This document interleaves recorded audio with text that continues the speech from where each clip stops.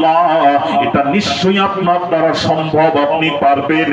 আল্লাহ রাসূল বললেন, আয়েশা সব তোলা হবে হাসরের ময়দানে, সবাই উঠবে, বিচার তখনও শুরু হবে না। আয়েশা ওই দিনটা এত কঠিন দিন হবে, ওই দিনে তখনও বিচার শুরু হয়নি, সূর্যটা মাথার নিকটে চলে এসেছে।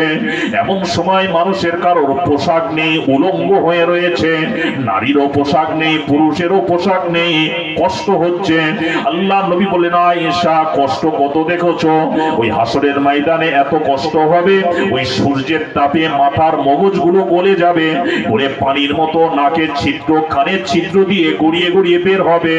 মানুষেরা রোনাজারি করবে, কাঁদবে, চোখের পানি গায়ের ঘাম জমা হতে থাকবে। ও আয়েশা এত কষ্ট হবে, ওই পানিতে মানুষের কারোর গাল পর্যন্ত, কারোর নাক পর্যন্ত, কারোর চোখ পর্যন্ত ডুবে হাবুডুবু খেতে থাকবে, কিন্তু কেউ কারোর দিকে তাকাবার মতো সময় থাকবে না। তখনও বিচার শুরু হবে না, হাসরের ময়দান চলছে। এমন সময় হাসরের ময়দান থেকে তামাম নবীর উম্মাত উম্মতিরা বলবে, আল্লাহ আমাদের এই কষ্ট আর সহ্য হচ্ছে না, আল্লাহ আমাদের যদি জাহান্নাম হয় জাহান্নামে দিয়ে দিন, এই কষ্ট আর সহ্য করা যাচ্ছে না। এমন সময় দেখা গেল আল্লাহ তো সে ওয়াদা করেছেন সেদিনে কোনো বান্দার অজুহাত শুনবে না, কারোর সঙ্গে কোনো কথা হবে না। এমন সময় এরা বলবে, আমাদের কথা আমাদের শুনছে না আল্লাহ, চলো এক জায়গায় যায়। কোথায়? আমাদের নবী আদম নবীর কাছে যায়, চলো। আদম নবীর কাছে গিয়ে বলবেন, আপনি একটু আল্লাহকে বলুন, আমি যদিও এর ওয়াদা আপনারা শুনেছেন, সংক্ষেপে টাচ দেওয়ার জন্য একটু বলি। আদম নবী ফিরিয়ে দিলেন, মুসা নবী ফিরিয়ে দিলেন, ঈসা নবী ফিরিয়ে দিলেন, দাউদ নবী ফিরিয়ে দিলেন, সব নবীরা ফিরিয়ে দেবেন। এবারে সবাই নবীরা বলবেন, আজকের একমাত্র আল্লাহর সঙ্গে কথা বলবেন যিনি, তিনি হলেন আখিরি জামানার পয়গম্বর জনাবে মুহাম্মদ রাসূলুল্লাহ সাল্লাল্লাহু আলাইহি ওয়াসাল্লাম ছাড়া আল্লাহর সঙ্গে আজকের আর কারোর কোনো কথা হবে না। আখিরি নবীর কাছে যাওয়ার সঙ্গে সঙ্গে আখিরি নবী উম্মতদের জন্য সুপারিশ করার জন্য মাকামে মাহমুদের জায়গায় সাজদায় পড়বেন।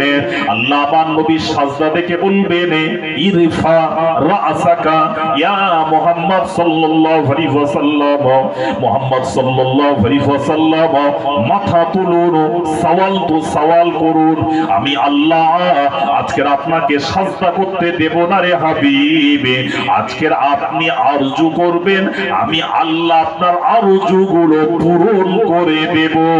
জোরে বলুন, আরেকটু জোরে বলেন।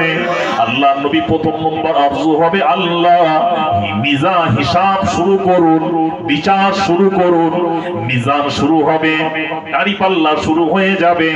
মিজান মনে হলো দাঁড়িপাল্লা, দাঁড়িপাল্লা শুরু হবে, ফুলসিরাত পার করানো শুরু হবে। এই নবী দুশমনেরা যারা মুসলমান বলে দাবি করো, আখরি নবী যদি সেদিনে তোমাকে যদি সুপারিশ না করে নাজাত পাবে না। রাসূলুল্লাহ বললেন, আয়েশা বিচার শুরু হয়ে যাবে, হাসরের ময়দানে ফুলসিরাত পার শুরু হয়ে যাবে, মানুষেরা পানি পানি করে তড়পাতে থাকবে, পানি পাওয়া যাবে না। আল্লাহর আদেশ হবে, হাবিব আমি তোমাকে একটা ঝর্ণা কূপ দান করেছিলাম, যাও তুমি নিজ হাতে তুমি যাকে চাইবে তুমি ওই পানিগুলো তাদেরকে পান করাও। জোরে বলুন। আল্লাহ তার নবীকে দিয়েছিলেন কি? হাউজে কাউসার, যে কাউসারটার পানি আল্লাহ রাসূল নিজে পান করাবেন। তাহলে মাথায় ঢোকান, দুনিয়ার জমিনে যদি নবীর বিরোধী করি, নবীর যদি রাম নবীর যদি ভালো না বাসি, নবীর মজলিসের যদি বিরোধী করি, নবী কি হাসরের ময়দানে তোমাকে পানি পান করাবে? বলবেন নামাজ পড়বো, আল্লাহ পানি পান করাবে। আল্লাহ বলবেন এই জায়গায় আমার ইখতিয়ার নেই, এটা আমার হাবিব পানি পান করাবে। বাবাজি, ছেলেরা যুবকেরা শুনুন, এর আবার ভালো কথা শুনুন, এই ছেলেরা শুনুন। ইমাম জালালউদ্দিন সুয়ুতী রাহমাতুল্লাহ হুজুর বললেন, বিচার শুরু হয়ে গেছে। এবারে একদলের বিচার হচ্ছে কেমন? নামাজ আছে, রোজা আছে, হজ আছে, যাকাত আছে, সব আছে। এবার আল্লাহ সর্বশেষে জিজ্ঞেস করবেন, তোমাদের নবীকে কে জিজ্ঞেস হবে? কি জিজ্ঞেস করবে আল্লাহ? তোমাদের নবী কে? তোমরা কোন নবীর উম্মত? আল্লাহ জিজ্ঞেস করবে। তারা কি বলবে জানেন? তারা বলবে আল্লাহ আমরা আখিরি নবীর উম্মত। কোন নবী? আখিরি নবীর উম্মত। আল্লাহ বলবে দাঁড়াও, এই ফেরেশতারা দাঁড়াও, অপেক্ষা করো। আমার নবীকে ডাক দেবেন, হাবিব দেখো এরা তোমার উম্মত কিনা একটু দেখো তো। আল্লাহ ডেকে জিজ্ঞেস করবে, গল্প করি, ভালো করে কান খুলে শোনো, নামাজ খালি পড়ছো, নবী কি জিনিস দেখো। আল্লাহ ডেকে বলবেন, এ হাবিব দেখো এরা তোমার উম্মত কিনা দেখো, এরা তোমার উম্মত বলে দাবি করছে। আল্লাহ নবী এসে তাদের চেহারার দিকে তাকাবে, তাকিয়ে বলবে সুবকান সুবকান লিমান গায়রিহি, দূর হয়ে যা, আল্লাহ এরা আমার উম্মত নয়। কি বলবে? আল্লাহ এরা আমার উম্মত। এরা নামাজ পড়েছিল, বলেছিল নামাজ পড়লেই জান্নাত পেয়ে যাব। এরা রোজা রেখেছিল, বলল রোজা রাখলেই জান্নাত পেয়ে যাব। এরা বলেছিল নামাজ রোজাই সব, নবী নবী নবী, কিন্তু নবীকে সে মর্যাদা দেয়নি। আল্লাহ দুনিয়ার জমিনে যে মর্যাদা আমাকে দিয়েছিলেন, আপনি যেমন ভাবে মানতে বলেছিলেন, আল্লাহ সেভাবে আমাকে মানেনি। আল্লাহ বলবেন আর কোনো কথা হবে না, যাও ফেরেশতা জাহান্নামে নিয়ে যাও। কোথায় নিয়ে যাও? আমার নবী যখন এদেরকে না বলে দিয়েছে আর বাঁচা যাবে না, যাও চলে যাও জাহান্নামে। ছেলেরা, যুবকেরা, তরুণেরা অনেকে নামাজ পড়তে গিয়ে এই জলসা কমিটির বিরোধী করে, বলে কি বলে, তোরা তো নামাজ পড়িস না, আমরা নামাজ পড়ি, কিন্তু আমরা জলসার বিরোধী করি। কেমন নামাজ পড়ি? বলে ফরজ নামাজ আমরা পড়ি। কি নামাজ পড়ি? ফরজ নামাজ পড়ি। ভাইরা অনেকে সুন্নাত এখন আর পড়তে চায় না, ঠিক কিনা বলুন? নফল আর পড়তে চায় না, ঠিক কিনা বলুন? এখন অনেক নামাজি আবার পাওয়া যায়, দেখবেন নামাজ পড়ে কপাল কালো হয়ে গেছে, কিন্তু তার খাসলাত হলো রাসূলুল্লাহর নাম শুনলে তার বুকে বড় জ্বালা লাগে। যদি কোনো নামাজি দেখবেন ইমাম সাহেব দোয়াতে বলে লা ইলাহা ইল্লাল্লাহু মুহাম্মাদুর রাসূলুল্লাহ, এই কথা বললে ওই মৌলবী তখন ফতোয়াবাজি করে নামাজের শেষে এটা বলা যাবে না, এটা বেদাত, এটা বেদাত। এই বাবাজি, ছেলেরা, যুবকেরা খুব ভালো করে শুনে রাখো, যারা এই কথা বলে রাসূলুল্লাহর নাম শুনলে যাদের বেদাত কথা মনে আসে, তারা নাজাত পাবে কি করে চিন্তা করো। এই ভাইরা আমার, ইমাম জালালউদ্দিন সুয়ুতী রাহমাতুল্লাহ আলাইহি আল হাবিবুল ফতোয়া কিতাবে লিখে নে, এমন সময় বিচার হয়ে যাবে, বিচার হয়ে যাবে। বিচারে যাওয়ার জন্য যাদের জান্নাতে যাবার, জান্নাতে যাবে। জান্নাতে যাবে কারা? প্রথম ক্যাটাগরির লোক একদল জান্নাতে যাবে যারা, তাদের ঈমান আর আমল দুটোই থাকবে, এদেরকে আল্লাহ ডাইরেক্ট জান্নাতে দেবে, জাহান্নামে দেবে না। সেকেন্ড ক্যাটাগরিতে আল্লাহ জান্নাতে দেবে একদল লোককে, কাদের? যাদের ঈমান থাকবে, রাসূলুল্লাহর প্রতি ভালোবাসা ছিল, মুহাব্বত ছিল, নবীর সুন্নাতের পায়বন্দি ছিল, আমল ছিল, এদেরকে আল্লাহ জাহান্নামে দেবে। তার কারণ হলো এদের আমলটা কম হয়েছে। কম হয়েছে, আমল কম হয়েছে। ভাইরা, ছেলেরা, যুবকেরা, তরুণেরা, এবার ঠান্ডা মাথায় ঢোকানো, ফার্স্ট ক্যাটাগরিতে জান্নাতে যাবেন না, সেকেন্ড ক্যাটাগরিতে যাবেন। কারণ আমরা একটু ঘুরতে ভালোবাসি, ঠিক কিনা বলুন? যদি বলেন হুজুর গো একটু জাহান্নামটা ঘুরে একবার দেখে এসে নাই জান্নাতে যাব, জাহান্নামটা ঘুরে আসি। জাহান্নাম ঘুরতে গেলে তাহলে আমল কম করুন, ঈমান থাক। মজলিস বানিয়েছেন, ঈমান আছে, নবীর প্রতি দরুদ পড়েন, ঈমান আছে, রাসূলুল্লাহর নাম শুনে মুখে চুমা দেন, চোখে হাত তোলার ঈমান আছে, নবীর মজলিসে 2 টাকা সাহায্য করেন, টাকা না দিতে পারেন শ্রম দেন, ঈমান আছে, রাসূলুল্লাহর কথা মেনে কাপড়টা গোরগাটের উপরে তুলে চলেন, ঈমান আছে, রাসূলুল্লাহর কথা শুনে দাড়িটা রেখেছেন, ঈমান আছে, রাসূলুল্লাহর ভালোবেসে গোদটা খাটো করেছেন, ঈমান আছে, রাসূলুল্লাহর ভালোবেসে আপনি পোশাকটা নবীর সুন্নাত অনুযায়ী পরেন, ঈমান আছে, রাসূলুল্লাহকে ভালোবেসে সেলুন দোকানে নবীর সুন্নাত অনুযায়ী চুল কেটেছেন, ঈমান আছে। এক কথায় ঈমান বলতে নিজের জীবনের থেকেও রাসূলুল্লাহকে ভালোবেসেছেন, ঈমান আছে। কিন্তু আমলটা কম হয়ে গেছে, আমলটা কম হয়ে গেছে, জাহান্নামে দেয়া হবে। কোথায় দেয়া হবে? জাহান্নামে দেয়া হবে। এবার আল্লাহ কি করবেন দেখুন। ও ভাইরা, ছেলেরা, যুবকেরা, কোন নবীর মজলিস শোনো, আল্লাহ কি করবে দেখুন। যাদের জাহান্নাম জাহান্নামে চলে গেছে, জান্নাত জান্নাতে চলে গেছে, আল্লাহর নবী ও জান্নাতে, আল্লাহ তার নবীকে জান্নাতে ডেকে জিজ্ঞেস করবেন, হাবিব তুমি রাজি খুশি কিনা বলো। আছো কিনা বলো। আরে জান্নাতে আছে মনে তো রাজি থাকবে, তাই তো নাকি? এই কথা তো বলবে নাকি? আমার রাসূল কি উত্তর দেবেন শুনুন। আল্লাহ নবী বলবেন জান্নাতে থেকেও বলবে আল্লাহ আমি নারাজ। কি বলবে? আল্লাহ আমি নারাজ। আরে জান্নাত কি কষ্টের জায়গা? কষ্টের জায়গা? জান্নাত তো আরামের জায়গা। তাহলে নবী তো বলতে পারতেন আল্লাহ আমি বড় আনন্দে আছি, আরামে আছি। রাসূল ইনসাফ দেবে আল্লাহ আমি নারাজ। আল্লাহ রাব্বুল আলামিন বলবেন হাবিব নারাজের কারণ কি, কেন নারাজ বলো। আমার রাসূলুল্লাহ বলবেন আল্লাহ এই জন্য নারাজ, কারণ হলো এটাই আমার কিছু গুনাহগার উম্মতি যাদের ঈমান ছিল আমলে কম হয়েছে, আল্লাহ আপনি তাদেরকে জাহান্নামে দিয়েছেন।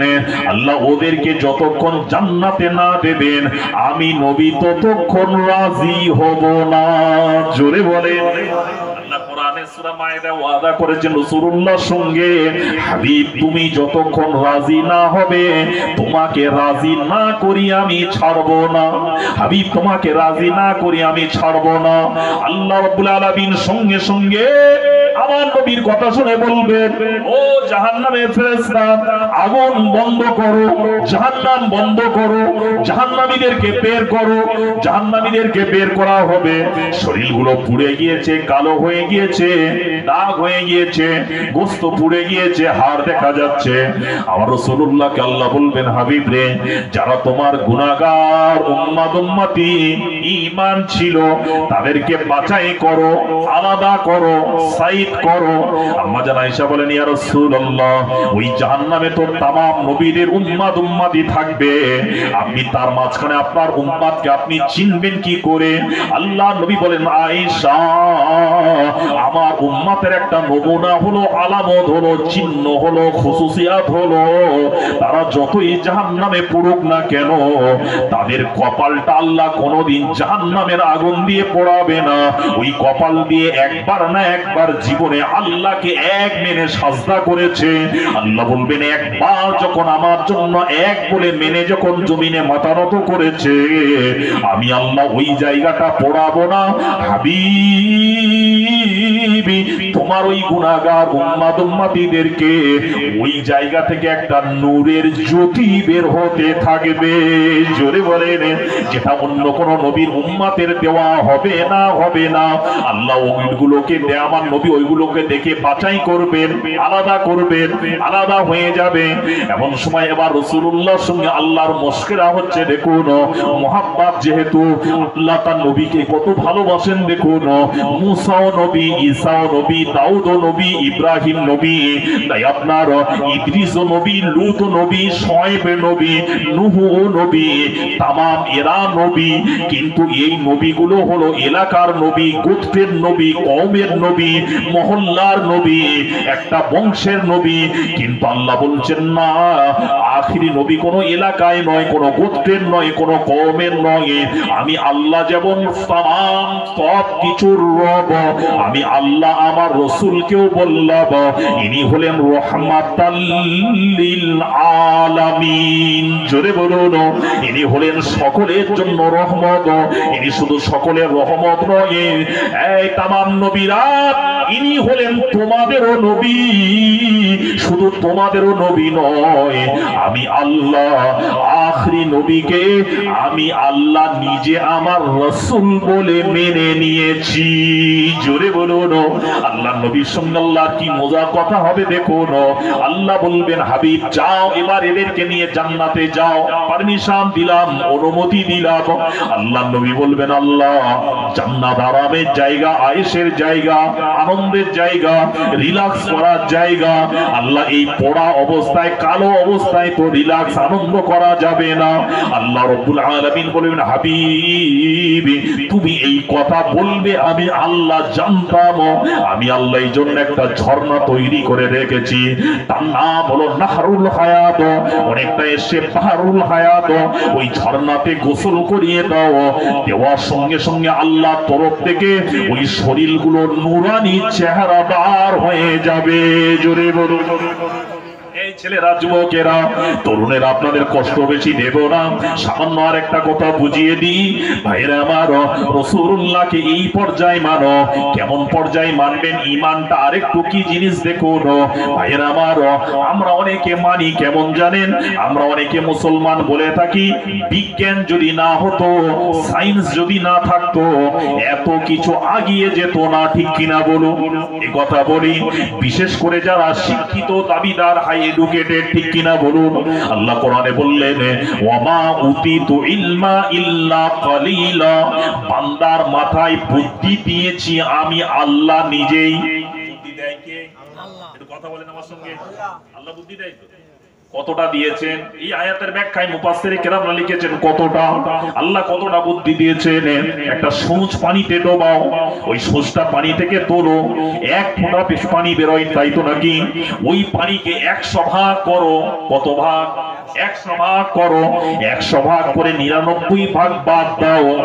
এক ভাগ এই জ্ঞান আল্লাহ তামাম পৃথিবীর সব কিছুর উপরে দিয়েছেন। জোরে বলুন। এই সামান্য জ্ঞানে কেউ বৈজ্ঞানিক হচ্ছে, কেউ সায়েন্স হচ্ছে, কেউ ডাক্তার হচ্ছে, কেউ ইঞ্জিনিয়ার হচ্ছে, কেউ ব্যারিস্টার হচ্ছে, কেউ মাস্টার হচ্ছে, কেউ বুদ্ধিজীবী হচ্ছে, ঠিক কিনা বলুন? সামান্য জ্ঞানে। আর আমার রাসূলুল্লাহর জ্ঞান দেখেন, আল্লাহ বলছেন আমার হাবিবের স্বয়ং কতটা দিয়েছি আর কতটা নিয়েছে, এটা আমি আর আমার রাসূল জানি। জোরে বলুন। কে জানে? আল্লাহ তার রাসূল জানে। আমি আল্লাহ কতটা দিয়েছে, আমার নবী কতটা নিয়েছে, সেটা আমি আর আমার রাসূল জানি। তাহলে আমার নবী সব দিক থেকে জ্ঞানী, সব দিক থেকে মর্যাদায় বড়, ঠিক কিনা বলুন? তাই তো নাকি?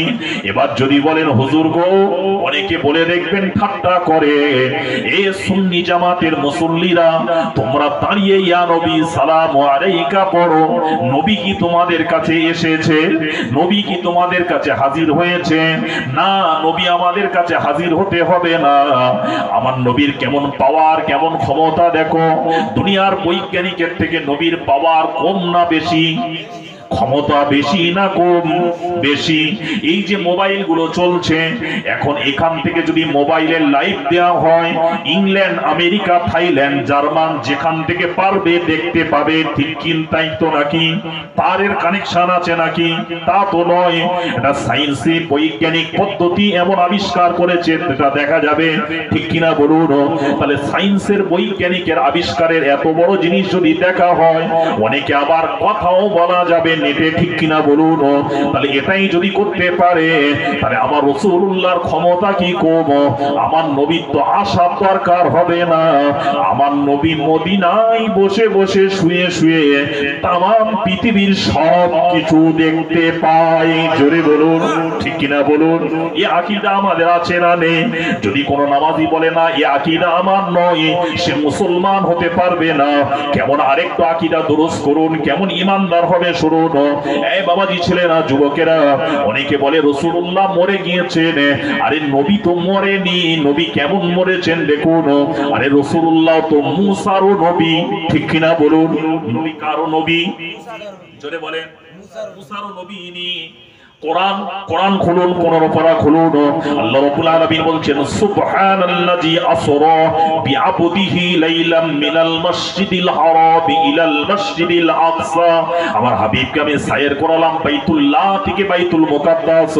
আমার রাসূল বললেন আল্লাহ যখন আমাকে মেরাজে নিয়ে গেলেন, ঊর্ধ্বগমন করাচ্ছেন, আমাকে জিবরিল আমিন যখন নিয়ে যাচ্ছেন মুসা নবীর কবরের পাশ দিয়ে। কার কবরের পাশ দিয়ে? জোরে বলেন। মুসা নবীর কবরের পাশ দিয়ে। আমি নবী মুসা নবীকে কবরে দেখলাম। আল্লাহ নবী মুসা কবরে দাঁড়িয়ে নামাজ পড়ছে। জোরে বলুন। মুসা নবী কি করছেন? নামাজ পড়ছে। তাহলে মুসা নবী তো আমার আপনার নবীর অনেক আগে ইন্তেকাল হয়ে গেছে, ঠিক কিনা বলুন? তাহলে মুসা নবী ইন্তেকালের পরে যদি কবরে নামাজ পড়তে পারে, কোন মৌলবী যদি বলে এই হাদিসটা জাল, 5 লক্ষ টাকা পুরস্কার দেব।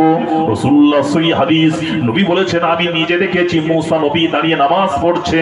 তাহলে নবী মুসা নবী যদি নামাজ পড়তে পারে ইন্তেকালের পরে, তাহলে যিনি মুসারও নবী, তিনি ইন্তেকালের পরে শেষ হয়েছে না জীবিত আছে? জোরে বলেন। এই জোরে বলেন, এটা আমাদের বিশ্বাস না বিশ্বাস নয়?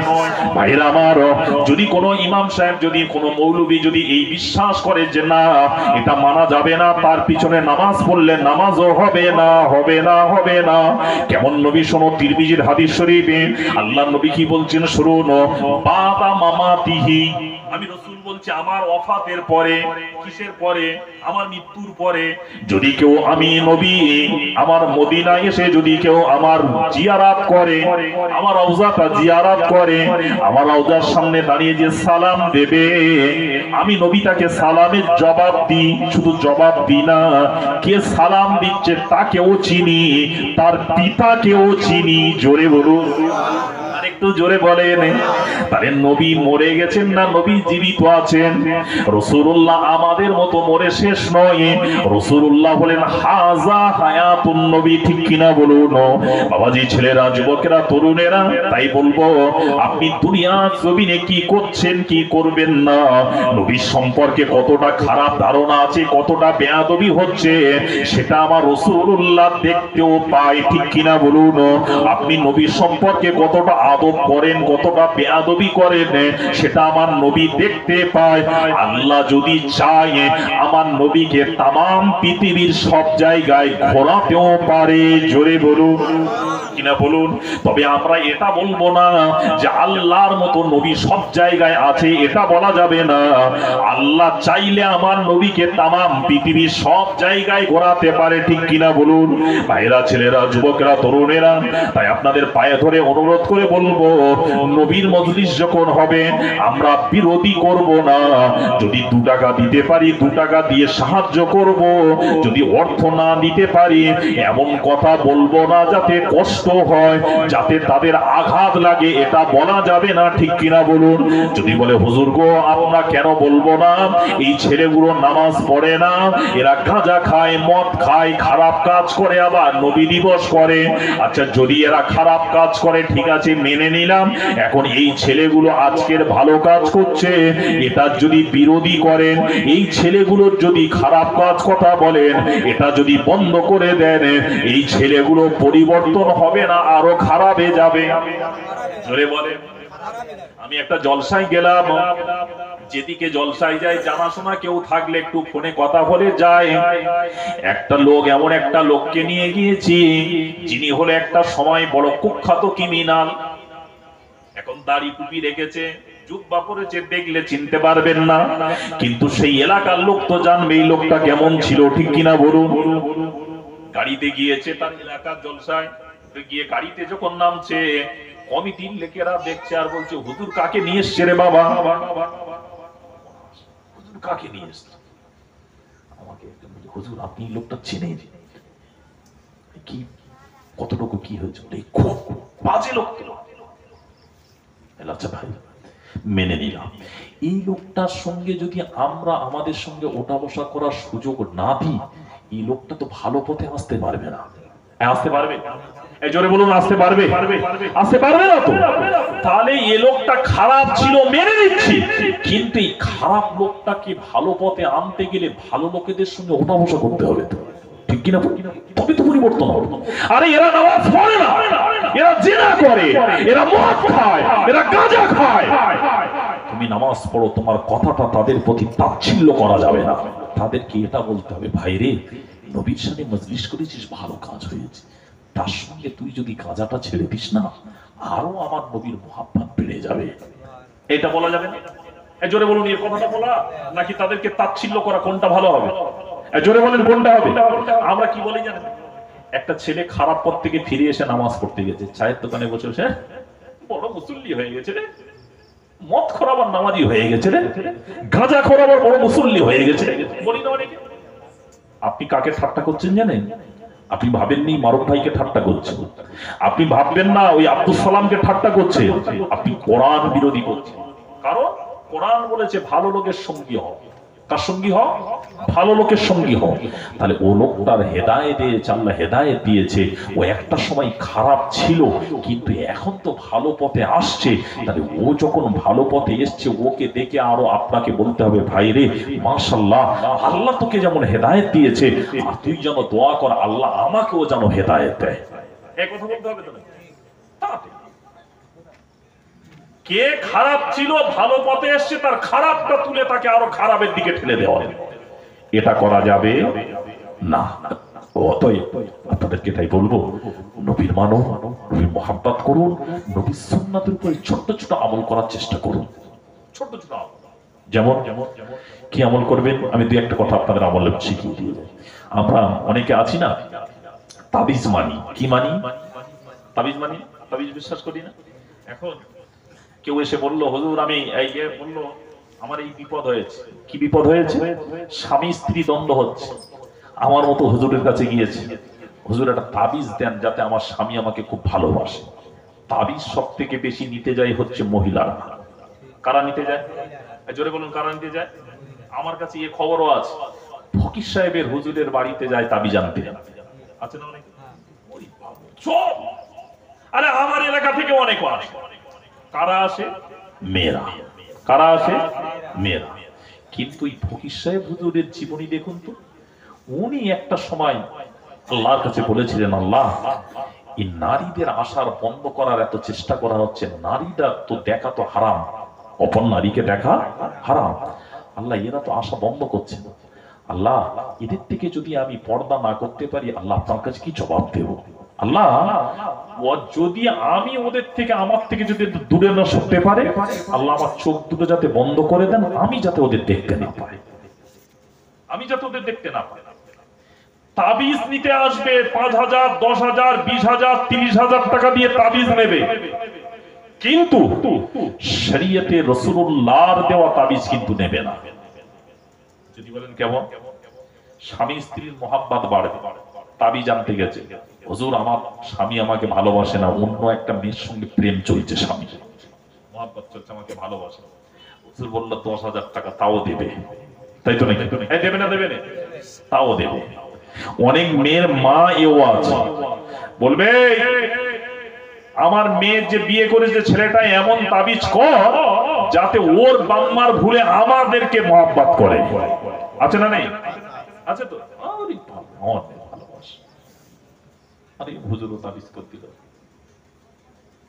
হুজুরও যাবে ওই দিকে আগুনের দিকে, এরাও যাবে। রাসূল তাবিজ দিচ্ছে, দেখেন হাদিস শরীফ। আম্মা জান আয়েশা বলছেন রাসূলুল্লাহর সঙ্গে আমরা একই সঙ্গে যখন ঘরে থাকতাম, আল্লাহ নবী রাতের বেলা ফজরের নামাজ পড়তে উঠতেন। ফজরের সময়, কিসের সময়? ফজরের সময়। রাসূল যখন ফজরের সময় উঠতেন, আমি আয়েশা আমাকে ডাকতেন, আমি আয়েশা আমাকে ডাকতেন।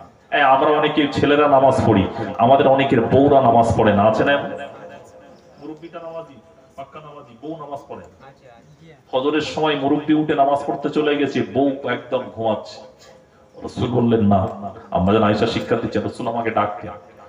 উঠে দুই স্বামী স্ত্রী পাশাপাশি দাঁড়িয়ে ফজরের সুন্নাত নামাজ পড়তাম। জোরে বলুন না সুবহানাল্লাহ। কিসের নামাজ পড়তো? ফজরের সুন্নাত নামাজ পড়তেন। এই মুরব্বিরা একটু আমল করবেন, যুবকেরা আমল করবেন, মাঝে মাঝে স্বামী স্ত্রী পাশাপাশি দাঁড়িয়ে নামাজ পড়বেন। বলবেন আরে স্বামী স্ত্রী, ছেলে মেয়ে, আরে ছেলে মেয়ে স্বামী স্ত্রীর ক্ষেত্রে আলাদা ব্যাপার, অন্য মেয়ের পাশে নয়, স্বামী স্ত্রীর জন্য আলাদা। আর ফজরের সুন্নাতটা অনেক গুরুত্ব। আমাদের আয়েশা কি বলছে শুনুন, রাসূলুল্লাহ সুন্নাত শেষ হলে নবী মুসাল্লায় বসে থাকতেন, আমার সুন্নাত শেষ হলে আমি মুসাল্লায় বসতাম, বসে নবী আমার দিকে তাকাতেন, আমি নবীর দিকে তাকাতাম, দুজনে